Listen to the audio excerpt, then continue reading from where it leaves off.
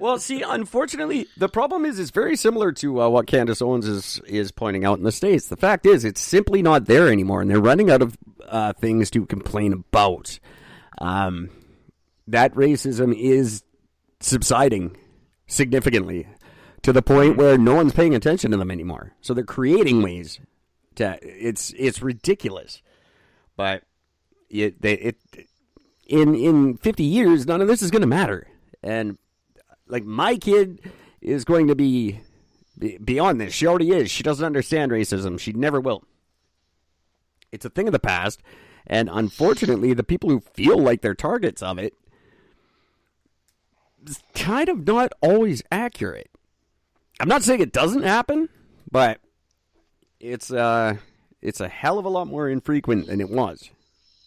All I know is that apparently it's really inappropriate to walk onto an Indian reserve, walk up to the first native you find and say, "Hey, how are you?" Apparently that's insensitive in Maine. I don't know why. Apparently.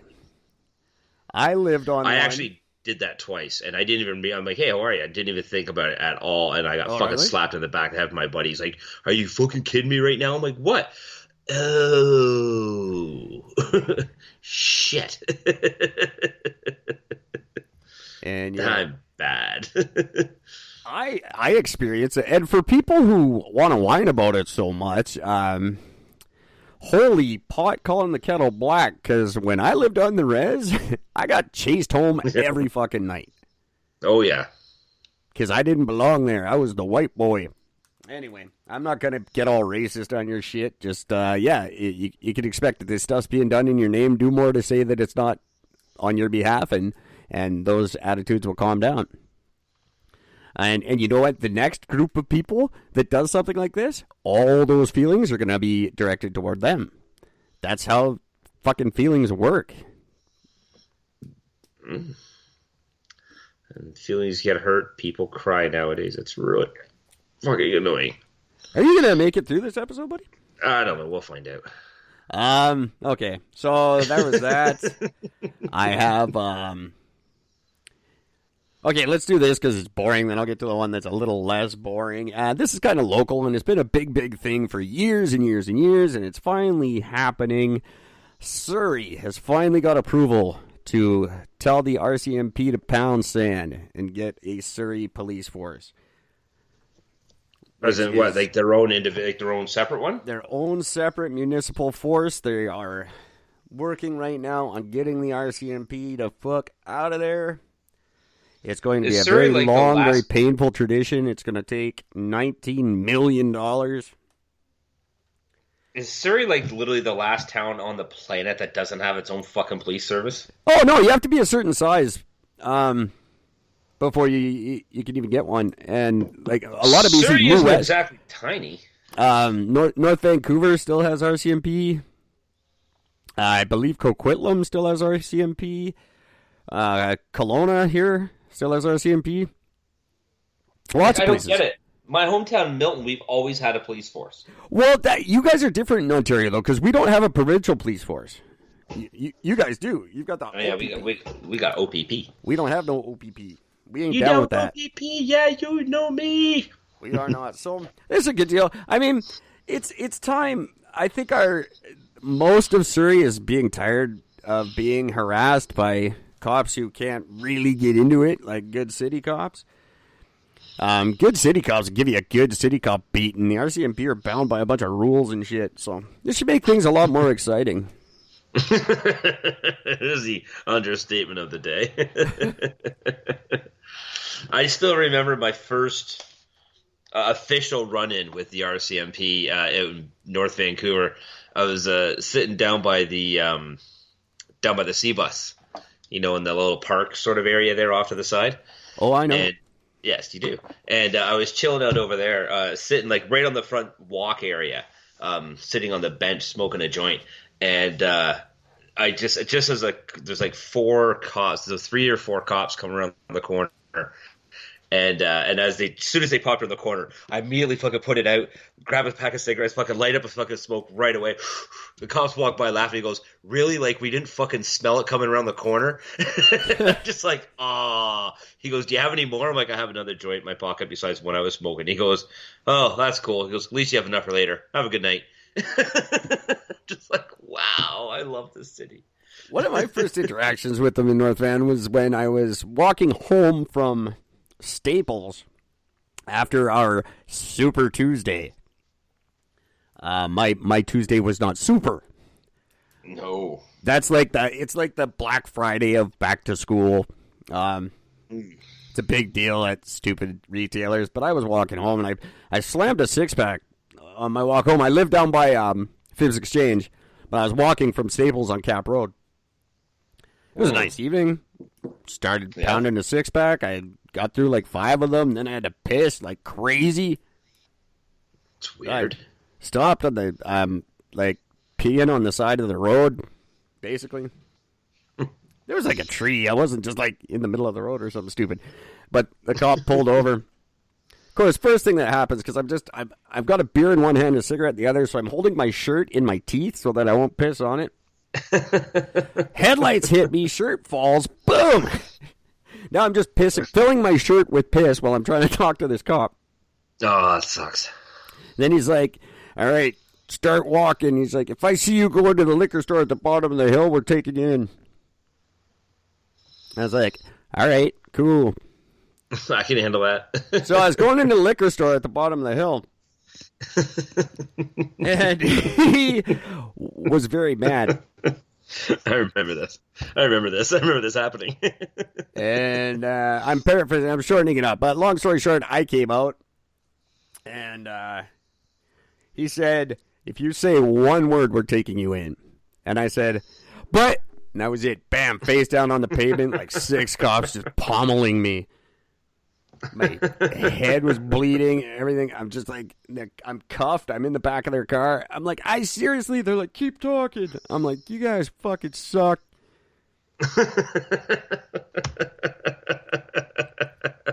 They just took me to the hospital and dropped me off. They actually didn't take me to the hospital. They took me into where they like would take you in if they were put you in jail, and then they walked me out from there. But they didn't walk me across the street to the hospital. They just let me bleed my way across the street. They're like, okay, you can go. Like, you fuckers. Those sons of bitches. But I guess it could have been worse. I see people get it worse all the time. So, congratulations, Surrey. Way to go, sir. It doesn't really matter if you're RCMP or City Police. Every force has dicks. Yes, that is an absolute piece of fucking truth. It's a job. Why would you do that job if you weren't a dick? Like, there's no, like, fucking happy, nice guy, I want to be friendly to the community cop. That guy doesn't exist. It's only dicks who become cops and hot chicks. Yeah. And hot chicks are usually the worst. Or bull dykes with something to prove. Sorry, is that not one of the 58? I don't know. No, I'm pretty sure it is. We're going to make it one. So Surrey, they say Vancouver will be a suburb of Surrey within 50 years. At the rate that Surrey's growing. So. They say Surrey will what? Vancouver will be a suburb of Surrey. Yeah, you guys are going to do the GTA, I think. That's right. Surrey is going to far surpass Vancouver as the largest and most productive town. Is it productive or just populated? It's changing. It's done amazing things in the last 20 years. Like, compared to when I moved to Vancouver, you wouldn't even recognize it. Because I know when the first time I went to Surrey, the first thing I said, as soon as I got outside and I'm sort of walking around, the first thing I thought, I'm like, wow, I'm back in Ontario. That's just what it felt like. It felt like Ontario. Yeah, it very much does. I always laugh when you like watch Fraser and they'll be like driving to Canada and they drive into like this big, beautiful wooded area and they like whatever. On any of those sitcoms when they're driving to Canada, You go up through Washington and I'm like, you don't end up in the woods, dude. You end up in Surrey. That's where you come out of. That's where you come into. It's not a bear over there. It's a pimp. And if you don't pay, you're in some trouble. But I don't know. It's changed a lot. But it's funny. They don't do it. They do it like in little bits and pieces. They don't do it like one neighborhood at a time. It's like a little building here and a little building there. So you'll have this beautiful 21st century architecture next to something that looks like a fucking bomb shelter. They're just, it's weird. Like you just take the SkyTrain and you look. You're like, what the fuck is going on here? Yeah, it's very unbalanced, weird fucking city. There's no getting around it. Oh, it's nuts. And neighborhood to neighborhood is weird. It's always, if you've ever spent like an entire day there, it's exactly like Judgment Night. But no one's chasing you. You're just running like that. That's just the way it works. I was there one time Surly with a girl. Surrey. This girl was like, hey, let's go to Surrey. I got to get a thing. And I was like, oh, yeah, okay. I'm thinking train there, train back. Not 2.5 days later. No. We made it back. And Dennis Leary never caught us. But I wouldn't overly complain if Dennis Leary was chasing me through Surrey. I think that'd be a lot of fun. We did lose Jeremy Piven on a roof, but it's the price you pay. Anyway. That's exactly right. Good for you, Surrey. Whatever. Surrey sucks. The only other thing, Gord, I only have one more, but I thought you would get a kick out of this. Yes. I have a great one for you. What the hell are they called? X-Site Energy. X-Site. See what they did there? It's clever. It's oil, folks, for you. There you go. Drawing a ton of scrutiny from lots of people, including the Alberta government, for posting a sexually explicit picture of Greta Thunberg. Shut the fuck up, really? Yeah. Obviously not her, but Photoshop, but it's they make it seem like her because they write Greta across her back. And she's getting railed from behind over one of their trucks.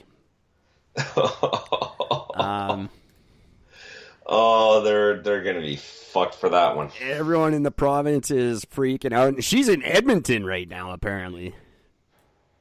Yeah, she needs to get the fuck out of Canada and go somewhere else. So she is right there. Well, and I don't know. This is, come on. It's fucking, in a way, it's wicked inappropriate. You can't post stupid shit. Everybody finds it all the time. I don't know how people don't realize this shit. Yeah.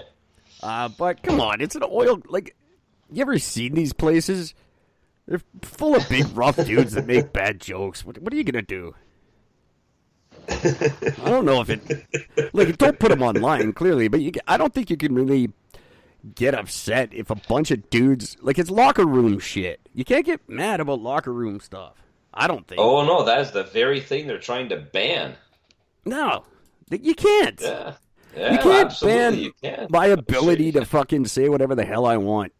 You certainly can, and Canada's on its way to trying to do that. You have to rewrite the Constitution, then. Yep. You have to rewrite the Charter of Rights and Freedoms, and I don't see anybody doing that. So until they do, fuck you. I'll say what I want when I want. Greta Thunberg's getting railed. Eat a dick.